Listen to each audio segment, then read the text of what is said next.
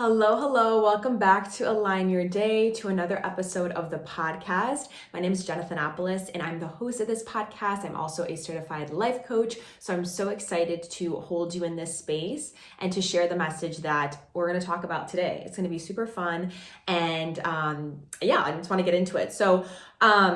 Before I get started, I want to throw on my notes on here because I need my notes. But hope that you're doing well. Hope that you're having a good day or night, whether you're watching this on the YouTube, because I am on the YouTube now. On the YouTube. LOL, that reminds me of another Cinderella story where one of the stepsisters, because I think Selena Gomez ended up telling the guy oh my God, it was me or whatever. And she's like, oh, take me to the YouTube. She called an operator on the phone to take her to the YouTube because she didn't know how to get onto it via literally just searching up youtube.com. She called an operator. Anyways, now we're back. I am on the YouTube and also on just regular podcast platforms, Spotify, Apple Podcasts, and 3 other podcast platforms. So should be available in any apps that you have. And yeah, I'm really excited to talk about our topic today, which is today I really wanted to speak about something that you didn't know that could really be holding you back from success that you desire in your life, and more so living a life of true fulfillment for you. A life of fulfilled success in a way that really nourishes you, in a way that really fulfills you, that you're not pursuing the success just because it may look good, it may fit a certain Pinterest image, it may fit a certain image that we're seeing on social media. It's really a life of success that is so authentic to you that you could be like, wow, this life has been crafted for me. I feel like this is crafted for my best fulfillment, right? That is our goal. Think about you as a beautiful Nespresso machine, okay? And you're beautifully well taken care of. You run smoothly. You have the best espresso. You make the best lattes for these at-home folks, okay? It is just amazing. So think about it like that, right? You have not the ingredients, but the processes to really run smoothly. And to really run in the best way for you and have success in a way that feels good to you. Because if you're in an espresso machine and the person next to you is, I don't know, a Keurig, right? That's going to run differently. You're going to need different things in order for that process to really be smooth and create the best results. And think about it like that for you. You're your own unique being, your own unique machine that has your own inputs, right? That are going to really drive a life of fulfillment to you specifically, right? You're going to have those things that allow you to flow your best, to feel your best, to generate the best Nespresso, right? So it's really about crafting that life in a way that's going to allow you to flow the smoothest, to create the best results, and to create ultimate fulfillment for you. I really and truly want that for us, right? It's not just doing things because they fit a certain mold, or just doing things because that's what we're seeing, doing things because they allow you to tap into a deeper part of yourself. It allows you to tap into a power you didn't know existed within you, a confidence you didn't know existed within you, right?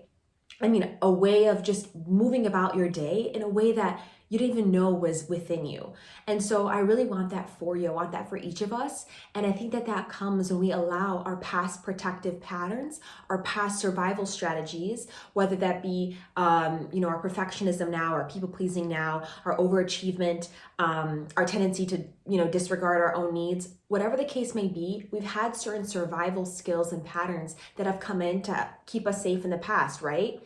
And so now, as you're a grown woman, as you're growing up, as you're really defining what does a life of living authentic to me and my desires mean to me, it's really important to start to release those past layers, those past protective strategies, and really step into, how do I want to respond now?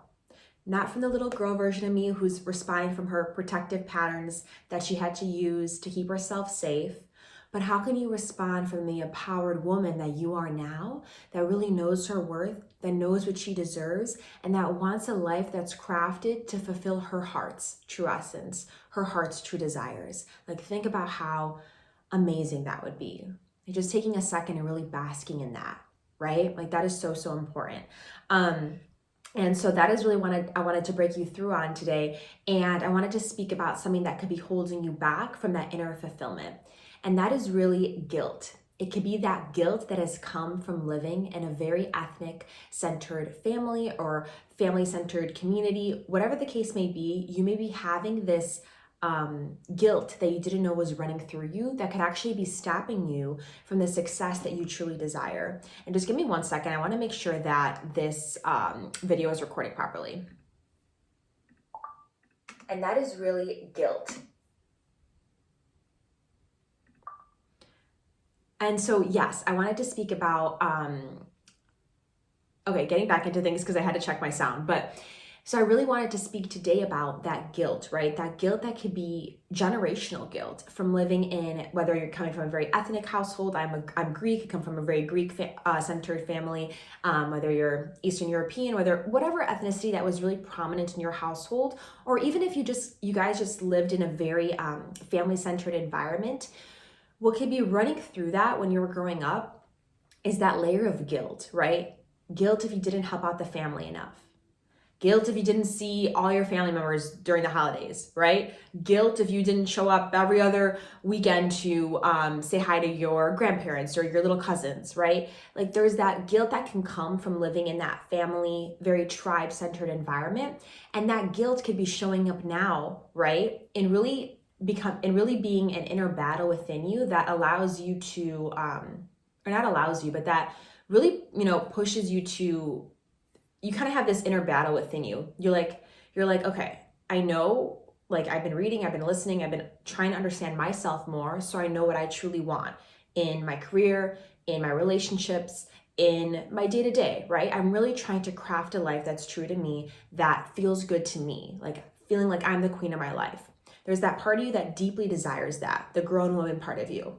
And there's that part of you that could be battling that because of past guilt, because of this carried on guilt that you may have from growing up in a very ethnic family, right? There could be that guilt of, yes, I want this, but I want to make sure I'm still doing this for my mom, or still showing up this way for my dad, or showing up this way for my grandparents, because if I don't, they're going to think I'm horrible. And that guilt could be running through you, right? It could actually be recycled quite often.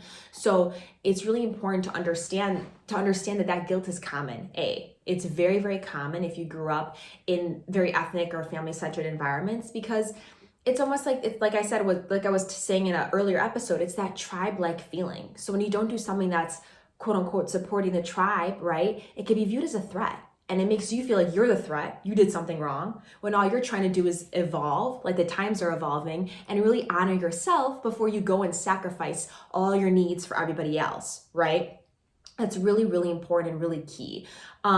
Is just understanding that guilt is so normal. And I want to validate that first. Because the more we just share about, I'm feeling guilt, I'm feeling shame around this, I'm feeling anxiety around this, I'm feeling a lack of self-worth around this. The more we have these open conversations and sharing that it's very normal, the more that we can allow ourselves to dissipate and really release these stuck emotions and stuck patterns within us. Because the thing that keeps us most stuck is internal shame. And shame comes when we hide what's going on, when we just neglect our own feelings, neglect our own emotions, think that we're bad, there's something wrong with us. And so we don't want to share what we're going through, because it's like, oh, maybe there's something wrong with me if I share this. Maybe I'm not good enough if I share this. Maybe if I share this means that all my hard work and doing well in school didn't really amount to much, right? Like there's these internal stories that are really rooted in either guilt or shame that keep us stuck. And when we don't allow ourselves to really share what's on our hearts, share what's normal for us in our experience, then that guilt and shame can keep that bottled in, keep those emotions very, very bottled in, and keep the same patterns playing out for generations. Because if we're not able to express ourselves, able to express what's truly going on, right?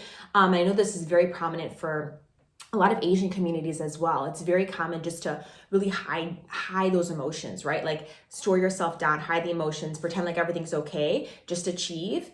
And it's very, very important that we start to really open up so that we don't have this internal shame that allows us to continue the same patterns with our kids. Our kids, have those same patterns, and it continues that generational cycle if we're stuck in that shame or guilt cycle, right? If we don't allow ourselves to express, I'm feeling guilty about this, I'm feeling stressed about X, I'm feeling worried about this. And the more we have conversations that normalize this guilt or whatever it may be, the more we can allow ourselves to say, oh, there's nothing wrong with me. I'm not bad. I didn't do anything wrong. It's normal. I'm valid. And now it's like, okay, how can I evolve from this? So I wanted to normalize that. And I wanted to make a quick distinction for you on guilt versus shame. Guilt is the feeling or sensation of I did something bad. I did something against my moral compass. I did something against an identity that I have for myself. And let me give you an example. It's like the guilt can come up because you may have had to be the identity of, or you may have had the identity of being the good daughter, the achiever in the family, the rock in the family. And so when you're growing up and you're really owning your power, you're a grown woman now, and you're trying to set some boundaries for yourself, that could almost feel like you're going against this identity that you've claimed of like, I am the good daughter. I am the rock of the family. And if you do something that goes against that identity, like setting a boundary, like saying no to the family every once in a while, like doing something different than maybe one of the traditions that your family may have had, or whatever the case may be, even want to pursue different beliefs than your family has had, whether religious ones, spiritual ones, whatever it may be, right? Ones relating to relationships.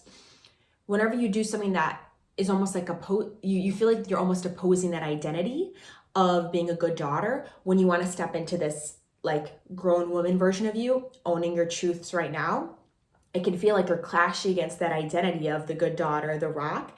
And that creates that guilt of I did something bad, I did something wrong, because you're going against that identity you have of being the good daughter, of being the overachiever, of being the rock, whatever it may be. So whenever you do something that goes against a perceived self-identity, that can make you feel like you're doing something wrong because you're clashing against a moral compass that you've had for so long, whether that moral compass be the good daughter, whether that moral compass be the rock, whatever it may be. It can almost feel like you setting a boundary or saying no or whatever it is. It can almost feel like that's literally going against literally an identity you have for yourself, and that's what generates that guilt. So it's really important that you understand that, because it's like, oh, that's why I'm feeling guilty for setting this boundary, or that's why it's so difficult, because it's literally going against that identity, which is causing this guilt spiral. And guilt spirals come when you have that initial quote unquote moral injury. You do something that's against your perceived identity. So that could be setting that boundary, right? And then that can cause you to feel this like shame, guilt, defensiveness spiral, right? You're like, oh, why did I do this? I shouldn't have done this. Like, oh, now I feel bad that I set this boundary. And then you kind of you can go to withdrawal mode, where you're like, okay, I'm just gonna like hide away, like not ignore everything, like just avoid for a little bit.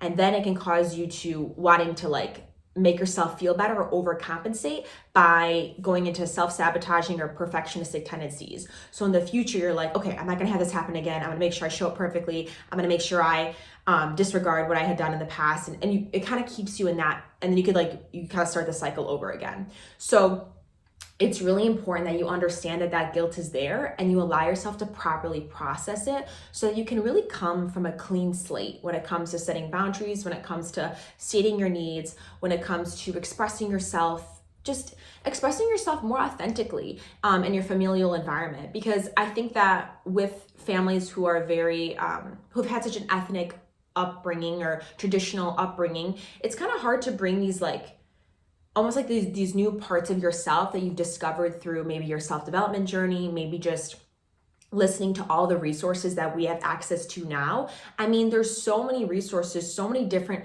mindsets, so many different ways of thinking that we have available to us at any click of a button nowadays, right? With social media, with whatever the case may be. And so we really need to honor that, because we have all this information, all these resources, we're trying to grow based on this information that we have available to us today. It can sometimes cause that clash with those traditional values. And you may feel like when you're going into those, familial environments that have those traditional roots, you may feel like you need to put on a certain mask or a certain facade, or not talk about certain things because they're not going to be well perceived. And you feel like maybe conversations aren't as authentic, aren't as deep as you really want them to be for the woman that you are today, right? You could kind of feel that clash. And I really felt this clash 2 years ago, I would say. And that was difficult, right? Because we were all living at home too with the pandemic. And I was starting to really go through even deeper, like a little self-discovery, self-healing journey. And I was kind of like discovering all these things, learning all these things about myself, about my past behaviors, about just different societal structures in general.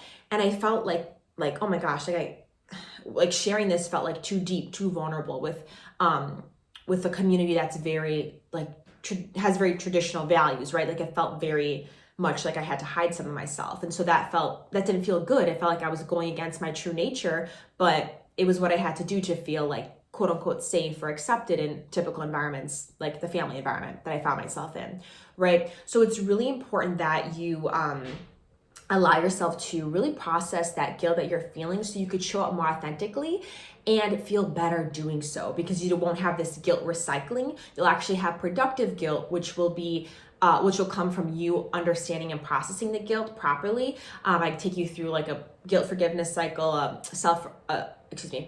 guilt release cycle, and also like a self-forgiveness healing modality that we learned in our coaching certification. So you really allow yourself to step deeper into this self-forgiveness for anything you think you might have done wrong in the past as a kid, or even now, like allow yourself to forgive yourself in new ways so you don't carry this burden of the guilt and still be recycling the same patterns and feeling stuck in your conversations, feeling stuck in whether or not you should set this boundary. What really could be keeping you stuck is that guilt, right? So I really just wanted to like talk about that. And what else was I gonna say about the guilt? Oh yeah, and also even like just stepping outside of like relationships and family environments, right? And setting boundaries and speaking up for your needs. This guilt that could actually be hiding you from deeper success, right? Because if you have this guilt, it's almost like I did something bad. I don't deserve like this grand of a thing if you feel like you did something bad, right? Like the guilt is clashing from your desire for this deeper success, whether an amazing relationship, whether deeper monetary success in your career, maybe just owning your value more when you come to the workplace. Maybe it's hard for you to do so because you're clouded by this generational guilt, right? It's very, very common. And so when you have this guilt running through you, it's like, that's almost like a blocker you didn't realize that could be blocking your success, because there's this part of you that feels like you did something wrong. You're doing something wrong. You're doing something bad. You don't deserve good things, right? There's like this part of you that's running through you, this emotion that's still running through you because it wasn't processed. And so it's really important that you understand that and start to release it so you don't block yourself, so you don't self-sabotage when it comes to like, I don't know, a huge financial step in your career, or just owning your passions more, owning your career in a more empowered way. You know, we all want more empowerment. We all want more self-confidence. I mean, I have my like intake form for potential clients, and almost all of them are like answering like, I want deeper self-worth, more self-confidence. And of course, a huge blocker to that could be this inner guilt that you're feeling, right? And so it's really important you start to release that so you can really step into a deeper, authentic version of you, really claim the amazing success that you do deserve, that you worked so hard for in school, that you achieved so many different things, right? And you deserve that success. I mean, you would deserve that success even if you didn't do well in academics or school, but I know that listening to this, you most likely like achieved very, very well. But I'm just saying, like, do your younger self a duty and really release any guilt that could be holding you back from claiming deeper success in your career, deeper success or deeper depth emotionally in your relationships. Like that, this guilt is actually a huge blocker that you may not have realized. And so when you start to normalize it and be like, yeah, this thing called guilt is actually blocking me from deeper success or better results in my life, right? This is really normal. And I want to, what else was I going to speak about here? Okay, I want to speak about a couple more points on this. One, the first point I wanted to make is also, it's going back to the resources that I was talking about. Because nowadays, right, we have the internet, we have social media, we have podcasts, we have videos. There's so many resources now, and because of globalization and just the second exchange of data that we're able to have in our world today, it's so easy to get any information you want. It's so easy to share different things. It's so easy to, on social media now, you kind of realize like, oh wow, like people are feeling this way too. Or, you know, there's so many therapy accounts now. There's so many coaching accounts, personal growth, right? We have access to all these resources now, which is amazing. Like our generation really up-leveled like exponentially when it comes to self-healing resources, personal growth, all those things. And I think that's amazing. And what we need to realize, right, is that there were still generations past, whether our grandparents, our parents, whatnot, those generations had significantly less resources available. And especially if you were in ethnic environments, it's not really typical to, it depends on which ones, obviously, but more specifically, like I would say Eastern Europe or Asian, it's not common to really like speak about like your emotions very, very deeply or very like vulnerably, right? Or it was done in a way that's like your family members were almost like felt like victims and you had to like save them because they kept like complaining about the same things.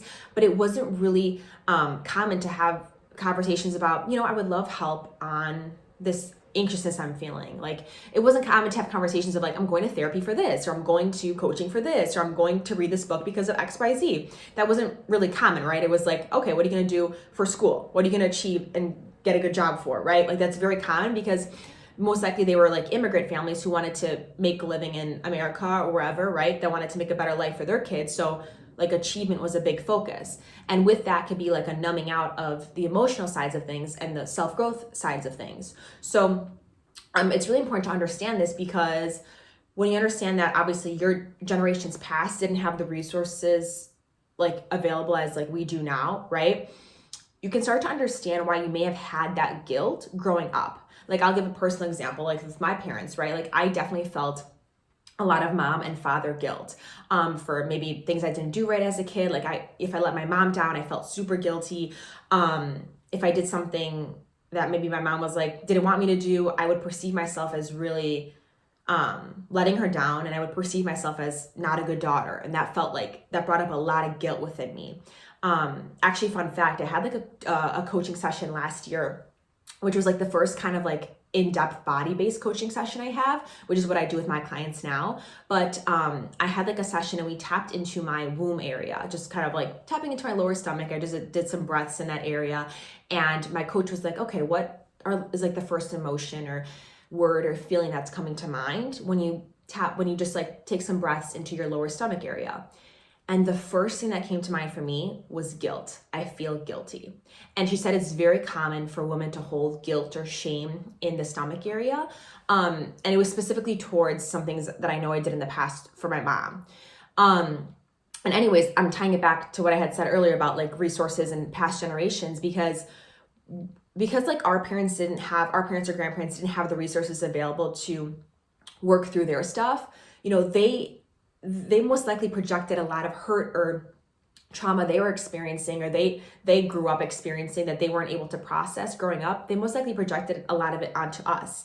And without realizing it, that can cause a lot of guilt for us growing up, because we felt like we had to be their saviors, or we had to show up in a certain way for them to feel good because they were trying to get their approval from us, or they were trying to get their sense of self-love from us because they didn't have those resources available that we do now, right? And so that is a huge driver of that generational guilt, because like as parents, they didn't have the opportunities we do now to like have worked through their stuff, have grown professionally, have worked through maybe some things that were battling them in the past, or at least talk to someone, like have a therapy session, have a coaching session. They most likely didn't have that, right? And so their hurt, their pain might have been projected onto us. Like if we did something wrong, we were perceived as like bad or like not a good daughter, or whatever the case may be. And that drives a lot of guilt for us growing up as kids, especially in very, very our really, really young years, like from being in our womb to not being in our womb, but being in our mom's womb till about like 8 years old, right? It's really, we absorb, and our nervous system is developing at that time. Our sense of self is developing at that time.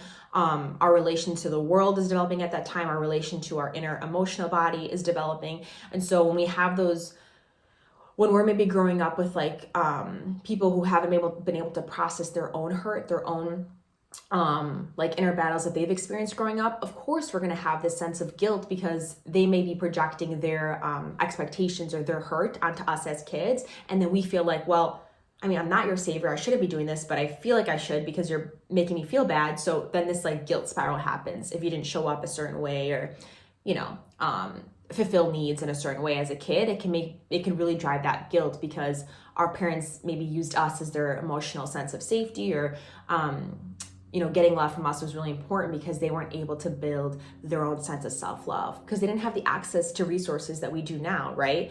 And so that could have brought on a lot of guilt as like kids growing up. And so it's really important to start to process that for yourself so you don't find yourself in a battle when it comes to setting boundaries, when it comes to speaking up for yourself, when it comes to owning your life for you, and really feeling like you're the driver of your life rather than feeling like, I don't know, family expectations or societal expectations are driving your life. I mean, you want to have the driver's seat. You want to have that self-confidence. You want to be empowered. And a way to do so is to really realize, where is guilt holding you back from that success, from that empowerment, right? Just something to really keep in mind. And last thing I want to touch on, unless I want to make sure I didn't. Yeah. Last thing I want to touch on is finding your own balance of sacrifice versus owning your needs and your boundaries, right? Because I think that there's a very beautiful thing to having those moments of sacrifice for someone else, making compromises, showing up for your family, even when it was difficult for you to do so, right? Like those moments definitely build that depth and that sense of someone's got me. Like you're here for someone and someone else has got me, whether that be a parent, whether that be a sibling. It's like, you want your people who show up for you, even when it's hard for them, right? Like you want that. We all want that. And so I think that it's really important to kind of remember that there's always a delicate balance in life, right? You always want to find that sweet spot for you where it feels like, yes, I'm still like, I still make sacrifices. I still show up for my family, even when it's difficult for me at some times, because I know that at the end of the day, I truly care for them and I want to show up for them. Even, if they're going through hard times and whatnot, right? Like I want to show up for them. But it's really up to you to cultivate and understand what balance you need in order to ensure that you're still filling your cup up as well, right? You're still showing up for yourself, right? And you're finding that balance between, yes, I show up for my family, even in times I may not want to, but also I'm not completely ignoring my own sense of self, my own needs, my own desires, my own curiosities. I'm not completely ignoring all those just to keep showing up for the family. There needs to be that balance between the two in order for harmony to happen, in order for you not to show up to those family situations with resentment, with anger. Because if you show up when you're already like depleted and have a low battery, you more likely than not are like annoyed, you're pissed off, your parents are gonna like piss you off and do the same things that trigger you, and you're gonna be like, oh, why am I here? I should have just listened to myself. I should have just, kept my boundaries. So you wanna ensure that you're really having a beautiful balancing act between, okay, what feels good to me, feels good to my needs, and also, how can I still show my family, my loved ones that, of course, I'm going to show up for them if it's difficult, if there's hard times. Of course, I'm going to be there and make some of those compromises because that's what we want to do for our loved ones, right? And I think it's really important to keep that in mind.